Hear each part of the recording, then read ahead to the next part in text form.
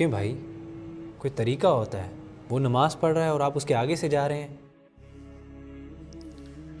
استغفر اللہ ربی و اتوب الیہ. عزیزان، 1 منٹ کے لیے تشریف لائیے گا.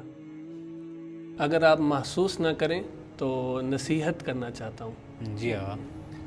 سب سے پہلی چیز تو یہ ہے کہ قرآن کریم اور اہل بیت علیہم الصلاۃ والسلام کی تعلیمات میں مومن کے احترام کے بارے میں بہت زیادہ روایات وارد ہوئی ہیں. یہاں تک ذکر ملتا ہے کہ رسول خدا صلی اللہ علیہ وآلہ وسلم فرماتے ہیں کہ اگر کسی شخص نے مومن کو اذیت پہنچائی گویا اس نے مجھ رسول خدا کو اذیت دی، اور جس نے رسول خدا کو اذیت دی اس نے اللہ کو اذیت دی، اور جس نے اللہ کو اذیت دی اسے روایات میں ملعون قرار دیا گیا.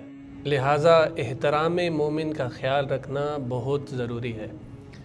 اگرچہ مومن غلطی ہی کیوں نہ کر رہا ہو، ہمیں شریعت یہ اجازت نہیں دیتی کہ ہم اس کے آگے آواز بلند کریں. یہ بات اس مسئلہ کی کہ جو ابھی پیش آیا وہ یہ ہے کہ آیا کوئی شخص اگر نمازی کے آگے سے گزر جائے تو اس نے کوئی گناہ انجام دیا ہے؟ تو ایسا نہیں ہے. سید سیستانی حفظہ اللہ کیا فرماتے ہیں؟